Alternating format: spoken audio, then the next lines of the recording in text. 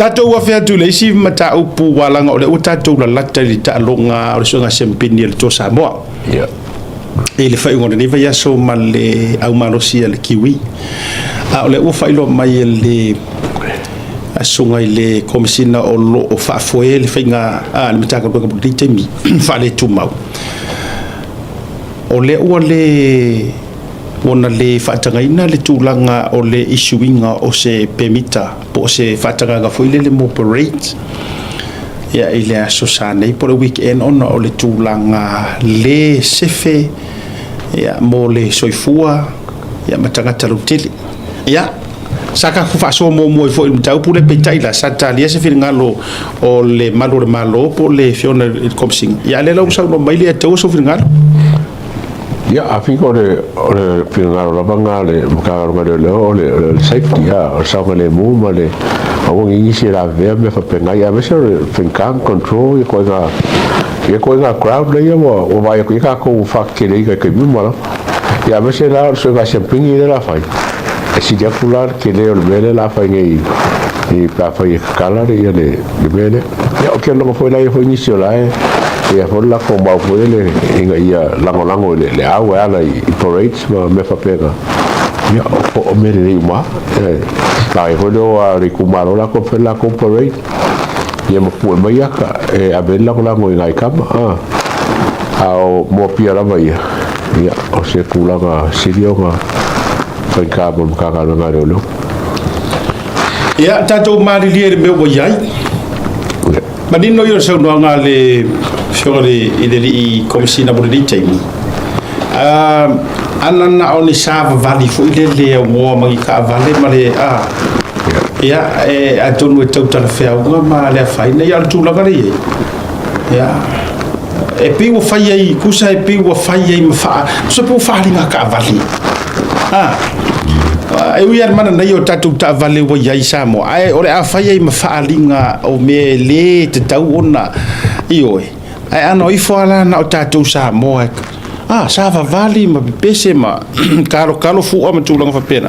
ya tonu e se mane baka o ka vale se be ai sa vali ma pese ma faile hakka ma tulanga fa pena ya ngana no meku o afianga ia mua le ngai awar keli poloka o mai ai man la le main road le ya le feo ai mai tangata mai ngai poloka fa solo ato fa I pa u ngai ku sirfia ka ko awalanga le wa ya kai ka usanga ma fa la pis lona tolu o le kasa wa o le fa vividi pa u la le fa I fu men le ya nga solo ai le kasa ia ma le polutso solo ai le ya ma le pito I fa inga talava o le pa u ai ma lave via iyo o tu ai nga vai nga na ma li fo I to tele tato ya ile tulanga wa ta auto mai a fia parade ka ma kwa parade I rumo lo fali ya e tau te mau ese e fe anisi o lo fa pe mai le ai o le ai tau o le ai tau ai ma we pe anga sauru manga ku nga mala wa ya ka e ko fa aula mai ka ka pe o ngoki mele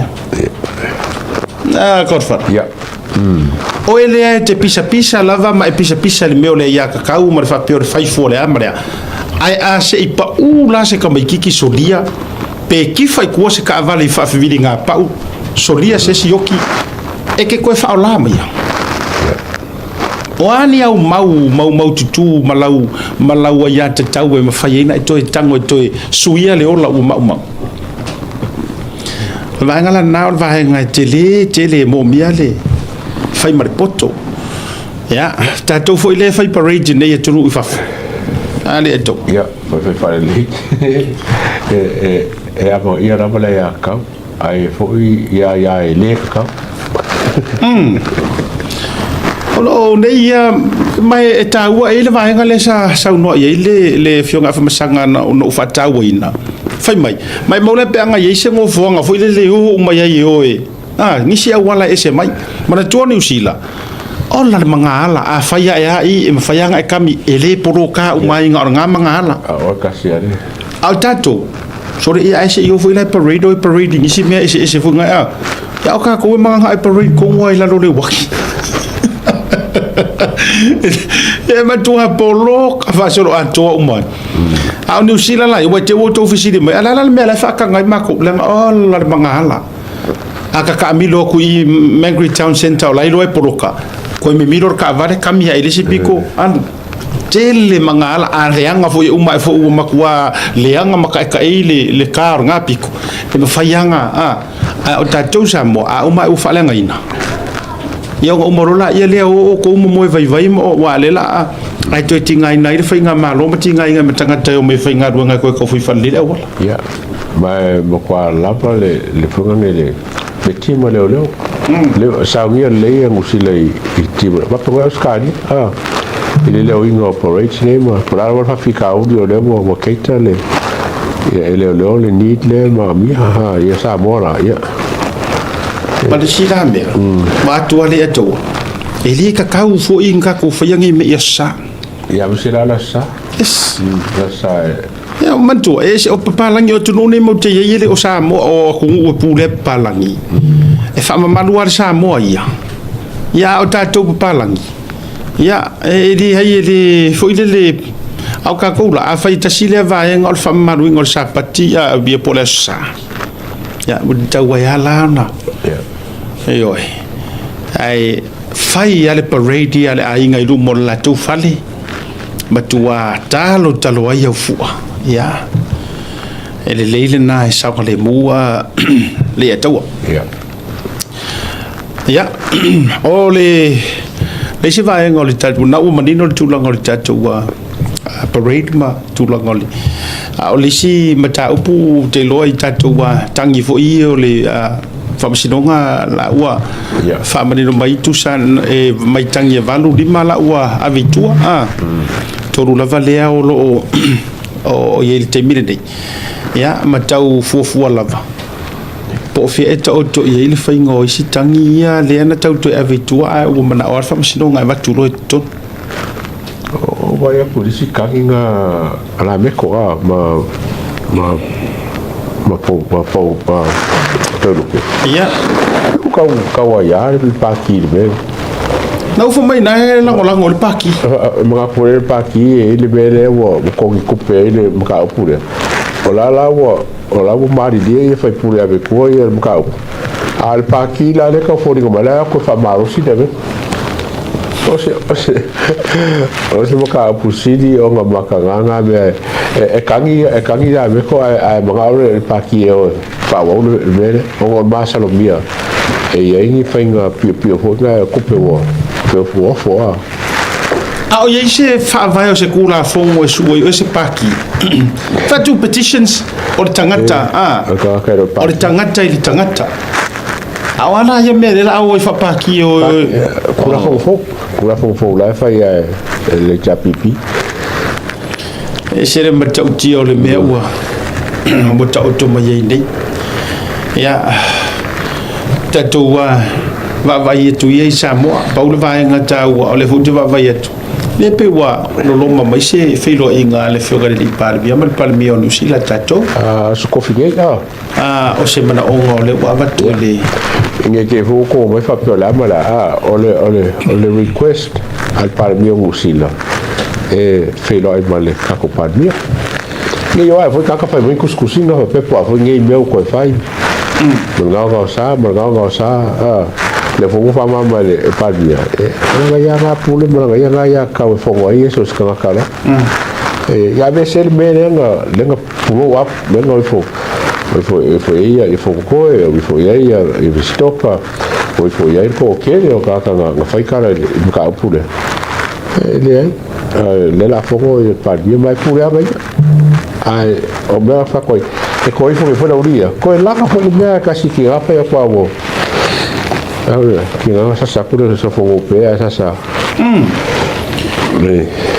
ole faftai lo to li atawa faftai ya walanga a react ile fionga le ri palmia tulo mata fia i fuwa va nga tau ona fa nga solo mo le au iluma ma le yo samo o longo wingo fa perole o tu nga no si pepaia a me o te tele ma wa tu lo lava mea la tole o mafua so ia te uia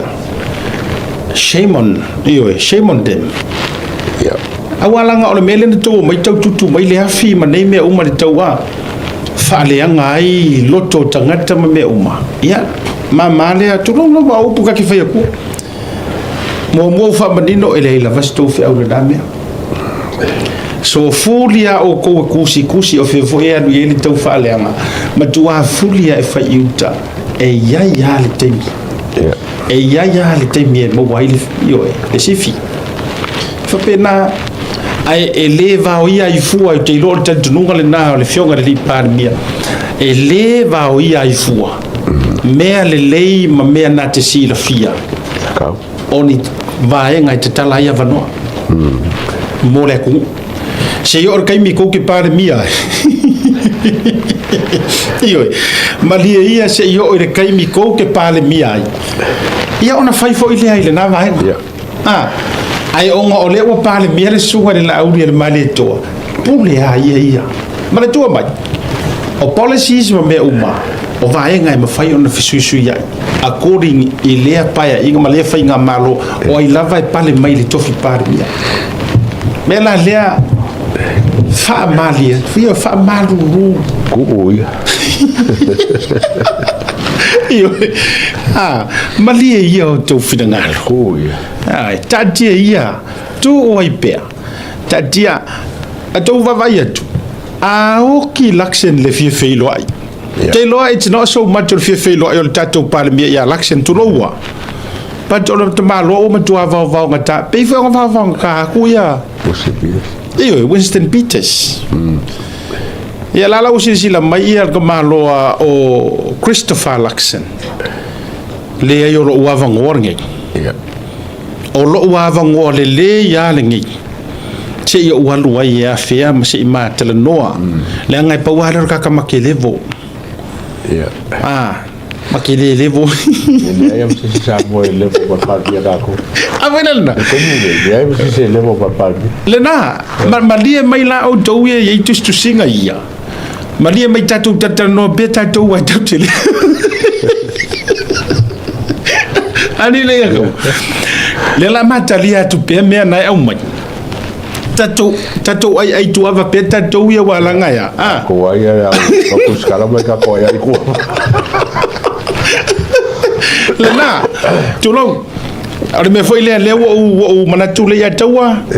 o le avesta sangat par mia au mai mata upu familia ada vaenga ia mai ka kikadia na ia au por foi au ale worry for ya mai media ba na le au mai media au mai si tato ai tuava focus ia tera noa tuloa sau noa mafsanga ipe ia marana level prime minister to prime minister ai tau ai ai au mai awala ngor mele sa tau na fai e media de Malo ya mai ne fai foi wala ga se la ko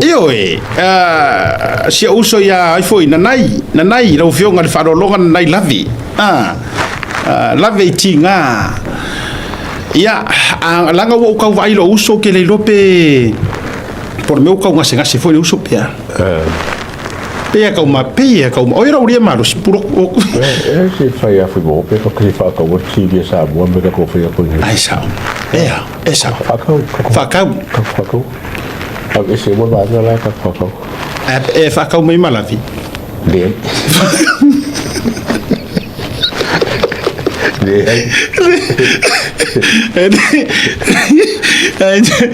Aula fasiri le ko vaku langa e ide uri no mi report me jafo ma sur kwa senga sa vosi usoni ala sa vai muri pe o ile na mananga muri sa moa o yora wori e ke vai kunga malusi o la vi pokang e ma mai mala o yo a ide mai ka ma o mai ya mai o ka Hola me vaya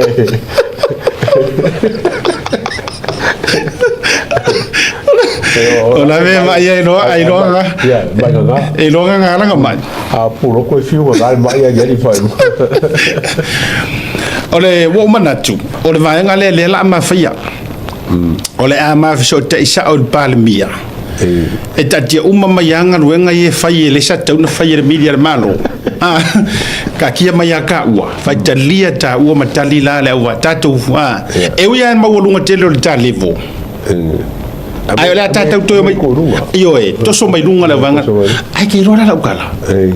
e le loa po o le mawalunga o le levo le tatia le mafua ina le li arvanga le What do you think? Elilia, mangko mo ka biki alilia kangi e kangi si e manga o e sau. Ya la mafua ngana na. Mafua ko ngo. Lilia. Sa ola. Lilia ko fefe. Ya, se I to fe se tala male fionga de li pule ya nai. Ya ona manatu le api e tau ona ta io e. Tulanga le tu e pia se panga ya fo yo nga vaenga. Wa manga ya. Io e leilena e fai o le mua alu atu sao ai I tatou news e alu atu sao a vai ko fa su e o le tara sao I ngai ka miki nga fale tonu mele I konga kongeki maka mai nga fit program na umma program ai message mai Asiata o autonu wa ia na tupu el mele vai ka ko o ila le o le pine fa maule a Godfather. Everyone in Samoa watches Tautai. Yeah, I mean, lai mai mo ane lei mama tamata mai la fedalia. Fingo fi ama fa ya tu tali o media. O mai bela ele a mauti fa sanga. Ya, ai tu pea le fionga de li parmia e fia ngai ia matangata te tau na latu fia. Ai be se media mai. Ya le na. Abe se mo mista, abe mo sinma ka ka kai. Iyo oi. Al tuea ngale o maina. Ta fia le fa tu tenga betu langole. Ya, o te fa longo nai ma wole le press conference ale. Al sungar komsina. Ya, sa fa acting commissioner. O le asa oe overall le tali no fasili matulanga fa le lei a ko ka ringo fasili e ko fasili fasili so ya ma fasili ho ngai de ka uma fasili ai no uma ka le fasili a ko fasili ho fasili mo suila wala fasili a kas e ka ola ia ma ia le ka le circumcinga ya ka wanga ko ai el media la ko siri ka mo fai manga ye sivanga mai amme ma sivanga ki ko pe mara se va ko pe ka paso so siri ke o ile sile fisili fa Britania o lo fisili no mara se va na ki ko se pe mara se va le que había o ka ko fa ko kwanga la ko kero ke mi si de ka su mai nyusi I lo fa mo ya la ko le na tonua e si vai nga mai tua I fangaloa o ma tua de taimi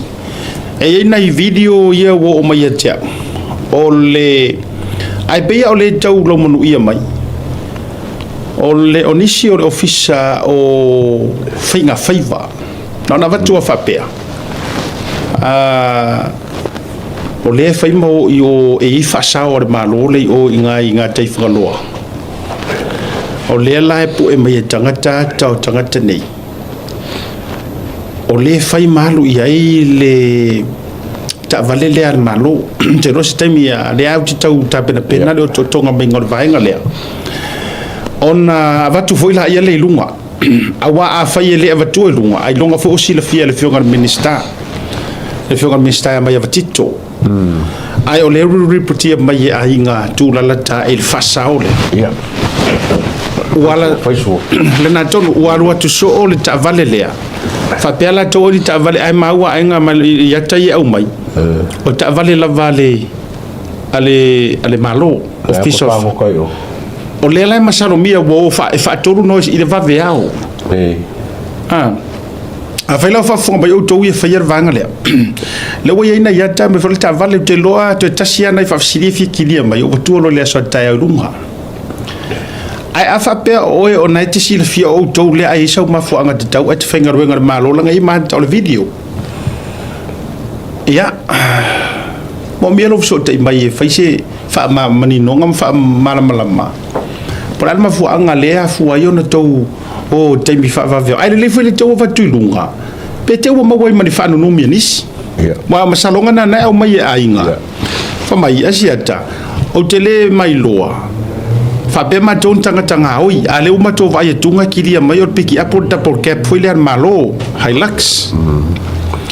alena leo mai ya tama mateni fai pengi e vanga o inga kai asir fa sao o mai toyo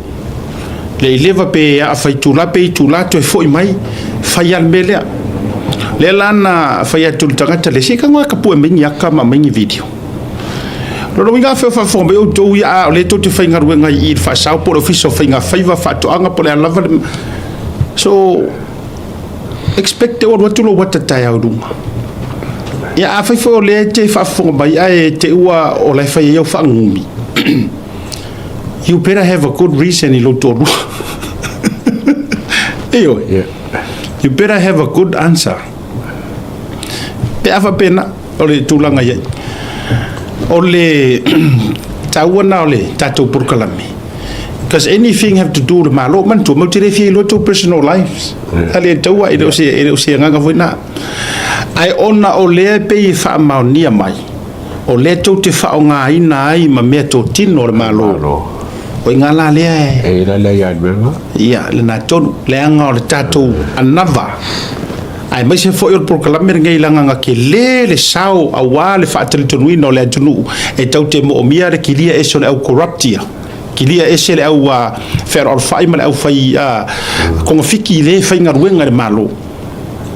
e fa au pea ma fa au pea la le tau te yae ona watu le clean up le ma soso ni atu e uma foi ma lafo atu sila foi ele fionga le mingiska ma fai e la vai nga foi le a mo mai ave fa interno e foi vai nga mo mai la ku public le pasia por pasa sa ko ai ele na a se foi ka ko a si da fie ele ku malo mo ka ko pe ka ma ke me ingi me ka fo ninga mai e o sao manga ya por akamo la ton o video mo mai yes or ka ko ke fa kene nga or keep everybody honest o le tatou anava lena manatua mai le ave sea le tatou anava saili le amiotonu fai le amiotonu ele ia se nganga po le se situ ai a maua lo fa maunianga evidence o tangata nei fai ngā ruenga i le malo ai o lo lato fai ani a wala fa solitu la fono o le fa ka u o le mai ka ke fa i lo akua lenga o le ia isi kama fanga o le vang su engi ngā ruenga e ia nga va ai a o le ai ka fiofi e o fer fai le ta fiofi o fai tonga fitia o le winga tonu wale na le na fai atu e le onge e ke kari kongu ka fada e le onge to mai samo de kwa ko kere o oka le o so sa mo mo ka mai la samo e po ma ku se sa udes la ton me foi ngai me yo si o me pare ko ma pese la foi si o leila ye kere ka leila ye el malo e foi nga ro ngai ya na ton lava le winga tonu lava le na le ha fu ai on tatou tutu fatas te le fili au lava ne io tatou fa vai u por besi o te tau malosi te le fili au lava ne e fa vai or ka ko nga ruenga le ngai fakas a evsidi mai aisia le nga or ka ko malo esa sa or ka ko malo pule umai ka e pule umai tatou o le tatou fai ngā malo ai o le matua whaafai ngō fie i o ngā ruenga pe aka kou lima whaatasi le whaatau te sila mai a o a i le taimi e ave le mātu ua lalo le fai ngā malo a le atou e kou ke sila mai never ever o whaalongo I porokalame ie ma whaina la tu e whaasanga ma tu e tu alalo ma avese ku alalo fo ile lea kuila epa ma lia ia whaile a never ya ato wai atu nei la whaalanginga whawhinge lele wale o whaia I au kafo kuila epa Oka. Ol nga wa mo se ku pe ku le pa. Al fa la nginga la kamaro. Ni finga ka fa pe ni ko inga. Aga ko aka le ko inga. Giro. O si ko inga ku le pa. O le wa ke inga nga. E ngale ku sa mangkuanga ka o tei si di mangku pe pa wa ngar fa la nginga o masangi ko inga. Wa ulu fo lo maloko ma wo ya ka dia inga fo. Tei si anga o sokoro le Grand Chief o Papua New Guinea. Ngai vai lo la ere le aka ko inga. So dia. Ai kasi umore au ngime. Le mo se ling. Mo ga ya me ole le kule pa ma. Ai a veces como eso son de. Que si ko escamaro ko. Bueno, voy mai o lo fo mo. Le voy mai ka mo limão e mo ai que sir fiel haveli eto. O de wo va vai tu o le su ya teta. De ai. Era su yo la. Mo de su ya kai re chapipi. De ai. Ma o le wo mo mai sia ma tamai ia vai oi vai nga ia lau ke dei lo le intel le ko le chapipi o le tala le wo mo mai le suie fa wa la verto ina il tete ino le tuanga po le chapipi ele na tele fa ma vai foi le pe male tulanga teta o la fa kai wo ka dir ko inga ka ko ara o fa ma Yaka. Ora kwa ula ko ina tole. Ai o fere di de o ka fala foi akamai. Ve kari o mai meare. E va lo ko. E ve kari o mai meare le oi. Tairo sa lo ko mai.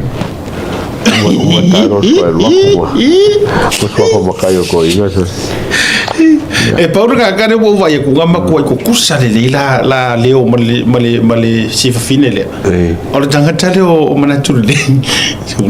E poco yo mo ku le fa lo finge. Ia tu sale le mo to I mo wale le na tu foi tata tata tu pi tau yo no winga pi tau fafan pi yo no winga le ile fa pe ai pi e ile ta le ni na fa finge. Yo fa finge. Era me kene wo fa finge la ka wo ka Ua mo wale le o le la o ke fa ya ku ya natu se ka ngo ko pe bing fa pengo ko fa fa mul boli Aua. Ele mrabia we.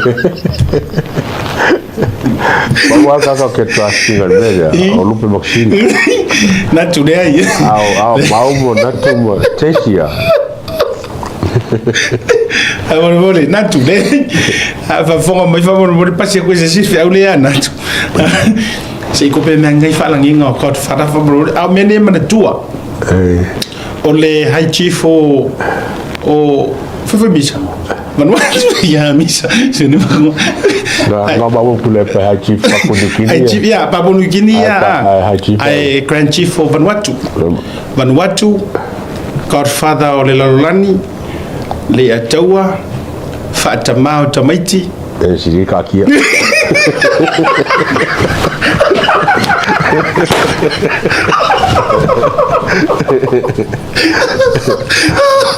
Natu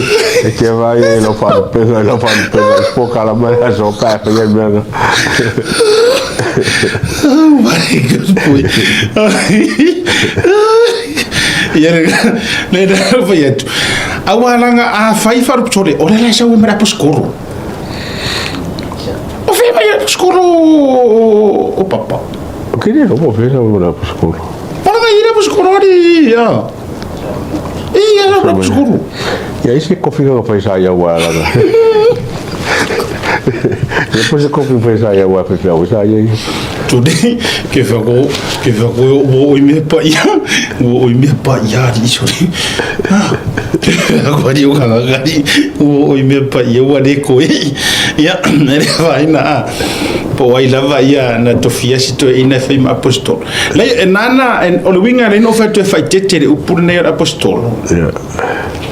Ya o le o fengi apostolo e fai inga mea ki foi. Pe taua apostolo. E o mea nga ki sa ngoa mvaro ia ya. Kau. E kau. E o fengi apostolo o pa inga fai inga le cha pipi. Olha ana winga. Soli. Ke so ye ko ke ka alo va nga. E ele tu lang wo mana tu. Ai no mana tu fo e to e fa manino. Ma nga la uia pitola au na fa manino wa o fa manino ai ia umuri mau o fa manino ina. Lenga yele va nga na fe ai to fa le nga pulotu le wo to mana tu. Le wo to mana tu. Na ia ta na ia sau no ai ma fi ai fo le radio Samoa. Ya. No le wo to mana tu. Ya. Fa pe mai leo na upu na tulia o male radio Samoa. Ai na matua o to tulia upu ya. Fa mai na matua i o to tuli lava. E le sunga fa fenga. Lenga o mga kuwa ka ko it's the moment of truth. Te lo lai fa fonga mai pe se te me ma le sunga fa fenga ya Reverend Louis Bonifacio. Mal tua ya ane le proclame le name le tala le nei te lo foi ai wonua fa fonga i le fonga ai fo ia plotu te lo foi le mai mo mai fo i nisio le au fai ngā luenga na tau te mori mawina le anga peno fai atu o au ia o mea moni mea sasao e iei fo i fa maonianga o tala i fai atu le atau mo le fa fonga ma le sirifia le tunu o ele itulia o se radio Samoa la io e ai ane e io e ai Louis Bonifacio o la ue pulea le radio Samoa e matua io e uma le au faasara lau e o ia se umanu falanisisi e o ia lafu peo sunga bali io e le ta usa ia le uso ia savea walanga o va ko fa pe mai ngi langa o lang kama tulo e o foi le au fainga ruenga le fa fonga mai le ai se me fa pena sa tupu mai tau fo na ngolo waka wo so fa lo sunga pule le radio Samoa lo sunga fa fiau wa o tele lo po ia na o fa yatu po se fa mtalanga le ana sa usesi o to na o fa penatu ai o tele tritonu o tele ioina le ataua ai tauia ina o mawaile nei vano a fa pe o yeisina fa mtalanga fa pena o liki mai po mai ele to au finga luenga le ngo le pe confidence le tala noa pulotu e pe ia tangia mai fa mai pe se information e sau i lo sunga le pule pro sunga fa fenga na o tau le mau o fa ia tu linunga o proclame le ai se mea fa pena na tupu ma e te lua confirming al tala na langa o lua fifea e matua io e Louis Bonifacio o vai la se senga io proclame ma le se senga io tangata e tala noa e fa ilo le tunu wow tala ie te o mai manamea o te fai atu na o tala e fana nau mai le loto le anga ma le loto to ilalo ma le loto tinga o au tala e fana nau mai le meo le loto le lei na fa malo lo le tu maua u ele radio Samoa final warning e o kon fa perkangia go e ke fia kamangang I was on the final warning ma le tutu unga o te le to ya lunga e fa sara lau ai wala va article o tango e tus or mato i unga until e mali ai malatu satisfy e final to for mai on air ai ole vala le na mi ai lava ma fata pena i loha wele tu o telu ese mai ma o sawi nei but here's the funny part wal patila le te mana o te sila fia le kanata ma sila fia le radio Samoa ma sila fia le lalangi this is the funny part 2 years later lua tau sanga muri ane le ataua ua iai le faamanuiaga le atua ma lona aao tamatau i sia au taumafaiga ae fesootaʻi mai loa le susuga le faafeagaiga ia lui Bonifasio ma siona falitua ia ane e ala i se imeli Asiata, can we talk? O waru no iai o waru no iai mo le mauuma ia sia uloia ai mese ia sia utorua mo le mau ai foi ma sia upule le fionga le faalolonga ia nai cause I told him o le ua toi maua mai le avanoa mauti toi feiloa ia ma le radio Samoa 2 years later ina ua uma ona latou atua au se final warning matuauiga ese lona umi ia o ua luatu loa matou feiloa i tonu a le kirisimasi i le vaitau o le asofiafia vaitau o le io o le matou feiloaʻiga afoga mai pulotu e tago e ripoti mea nei these are the facts ripoti lelei mea saʻo nei o le matou feiloaʻiga na faatoʻese mai ai le sunga le faafeagaiga ai maise lona faletua ia ane they've apologized for what they have done to me. It was the pressure because of the COVID-19 that hit it. Kay mi konga nga COVID.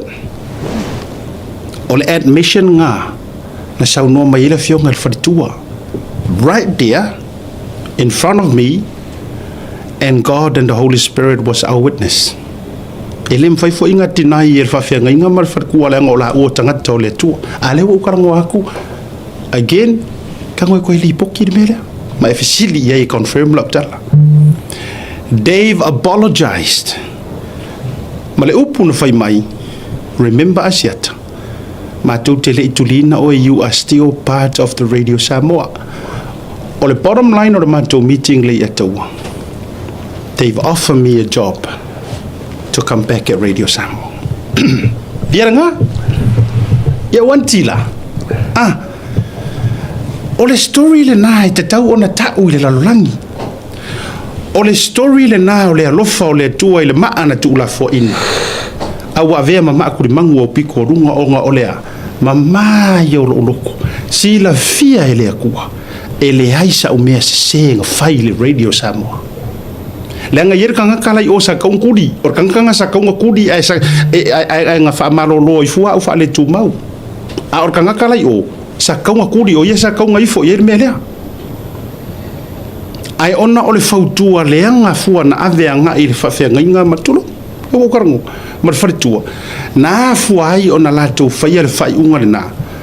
e fa to so ya o fa pena ma fa to so ya o tile to ya lunga o te fa sala la o ke lo ko nga yo fe au mo lo fa ku le au ke lo fo nga la ko apoyer pola mai kua ona o leva le sia wori. So who was the last one to smile? Who was the last one to laugh? Ulo ke le fa ya tu si tala le asi tu. God is my witness, and so is Anne and Sungat Fafengi. Now ke mga I set the record straight. Langa ya me pepelo yung avea ma memoi. Pe au rufia I loto le au loto leanga. First, I was never sacked from Radio Samoa, never. And they know that. I was on final warning. Second, 2 years later, they've offered a welcome back for me to come back. And they apologized. O se se le la ko fai unga nga fai kala le ang fai mai onga o le pulesa ke mi ko nga hit me le COVID le ofa ko o ma le ata o le fai nga ruanga o Samoa Times man to fo na umai mal ka ko ngus pepa fa pele o Samoa Times so la vea uma ko kele matona io o vai le sila va nga off redundancy awala nga ko o le meranga ai peita ai por kala melele ya le tua pe ang u kala. The moment I humble myself mo fa mo wala lo ile tua mo fa kule ku e uya o ki lo ki le isi le melia ai ole a o fa mo wala lo mo lo ko kinga la ngor kala nga ku spaya ma pa wale la nga le that scripture is one of my favorite scripture. ko ke kia por kala me uma o ke ko tinga pe wa fer kus langa o kus pa ia o yor maulia nga maya le comfort i lo loko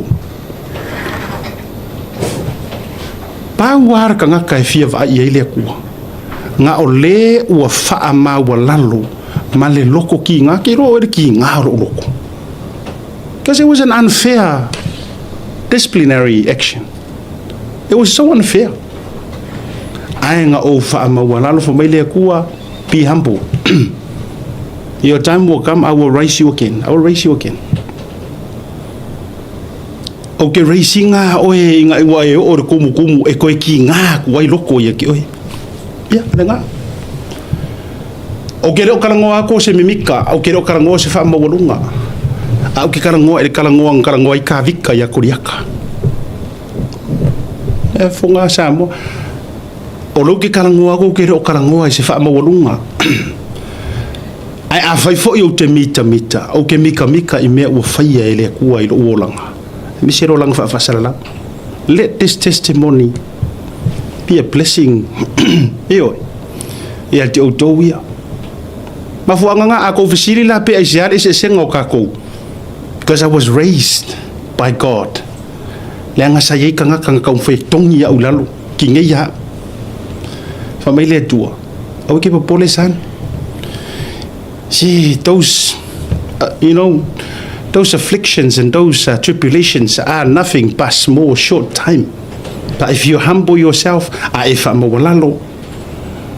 be honest to yourself, be honest to me, to God, be honest to your wife, forget about the world, repent of your sins. Right? Me umanga, I will raise you again. Langala.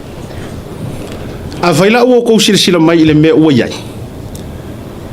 Don't blame me. Blame God. Yes. Don't blame me. Blame God. Avai o me uma o ko kalai e yai le ngangor mang malo. Wa uma me o finga winga o ke ku yai mo lango e yai le ngangor mang malo wa ku la uma. Blame God. Don't blame me. Yeah. Avoy lo que the truth hurts. Yeah. The truth hurts. Ana o fa fikai puro ku e kango kongwa e ulengi lo melia. A o leva o fi manga e uyeses. E uyeses. Lenga o ke lo mo fa tua e le dina inga e sunga fa fenga. I think o ke fa fikai lo sunga fa fenga lui pong fasio. O ke whawhikai lau whionga whalitu ane. O ke whawhikai leanga ngā whaakanga fo I le kua. Ngā whaakanga. O whikerua mawhau, langang kako wheroa inga whisanga I maka. Ngā rua whaamaruru mai le meang kupu. Ai koe ofa mai le avango koe fo iak. Tolo. Lea lau tala na ofa iatu. Mai le aso ngā rua saungoa mai ai. Ma rua whaamaruru mai le mea sa kupu. O the day nga ko lua va ai nga ko malingi o roi maka ai sia finally wa kali ro loko nga ku uile ku ai la le pat ma li o le story la o ke fam kala ri atu al pat la le mo ma wai la uloia ola se lo sut nga maka penga ye oka kele ai ki lor fo ku nga ma ye la uloia ya ke Asiata Kake malo lau kilo keisi lea iva se fulu iva pasenge ke mangu malo e lima se fulu wafele ya leo foko au lea la foko au nganga I melea aiva ai ohe o le whaafea ngai ngā mara wharekua ea o feo I ilo fingal a o lea le whai unga wai ai se o lea kua he sira fiaki ranga se whanga kala lea ko wa ai se lo iai ngā kiri siang koe whamanga ku mele lo ia kia ai li sengi pepa ia ma meo le akau ave lau case ma unga o koe whamanga ku ia ai usua koe ngā ho wha kuai lau sunga lo ia e ui le ki ngā e ui upu makala le o whanga ngau ma iai ngei mau ngasu ma ngei mau mea ai ole a ku ia lo loko I le kua Malo pia la nga le vai la ye o ile fanga uma mai hala usava dinga ngi le foi la u fa popo mai ale uso matua tu lo lava wa hakili ai le fa ma maluinga ile tua ma le fa mausalinga. So I've got nothing against Radio Samoa. I thank Radio Samoa. Yeah. I think without you ele ka penga inga ngai awala ma me malava. So kai a ono ka woso mai lea ki ka mo fai koe a amir fa leanga for makova. We're all good with Radio Samoa now. Yeah. We're all good. I went back to le vala audio ole fio ko sang on Radio Samoa le say sa umar vala audio mako I think 2 years ago mo one way ma ko fusi mal fai fe au fe lo ai maange we see each other sometimes si fa le lave ma me ku kupu mo ke fe lo ai we are all good. But if you want the truth, that is the truth. Bagai, au muni ko le mea, wala nga ele umea ka kara la uri i muka upule. Ya nga upa muni ko. Yeah. Na tono la. Pa wala si vai nga no fi mana o e a fe foi dele. La nga wa tapa ma fi ai fuar sua fo si fai fe au. Manga mea fa mai sa o teofo se tamale o kanata lana na fa toila tala le post teofo na e ngalo te tauna e sau madisi me ti mata o penga le tautai to fa fangota sau mani me foi lele e fa nga ai lo to mai pe afa pe e te tamai au mai la ni vaenga e to ti mata ai le vaenga fa u vai ngai ke ngalo ngoinga au wale si palo kamorisi pa ya ale te ngalo e jau te ya il file mo le to ilo loto ya ole vai ngale na le tulanga le foi lo fai makasuki ya nga kongo fa kasi ke male bene swing o suti ola utala monia mala utala faftai. It was all inspired by Godfather. So and I must thank Ayela se vai nga kele ai ku ke manga ku ai pea le ke ro fa pe ku fa mo ka tau later va ole tu e ka fa le ai se vai nga tu te mana tu ai pea le swing ole face tu langa ole ma o la e. It was all because I saw suki and I admired him. Honestly. It's an image of the confident. Yes. Honesty. Courage.